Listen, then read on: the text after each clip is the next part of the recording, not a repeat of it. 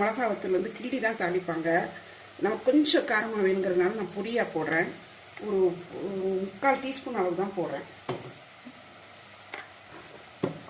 அது போட்டாச்சு. அடுத்தது மல்லித்தூள் போட்டுடலாம், 1 ஸ்பூன் போட்டுடலாம்.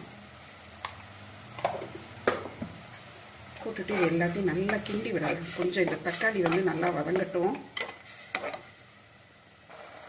தக்காளி நல்லா வதங்கி ஒரு கொதி வந்துருச்சு.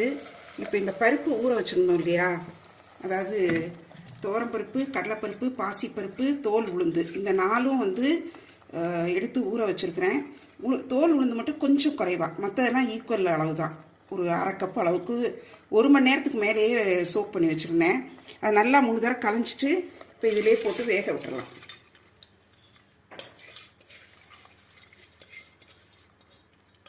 இதை போட்டுட்டு கொஞ்சம் வேணுங்கிற அளவு எவ்வளோ தண்ணி வேணுமோ, இது நல்லா வேகிற அளவுக்கு தேவையான அளவு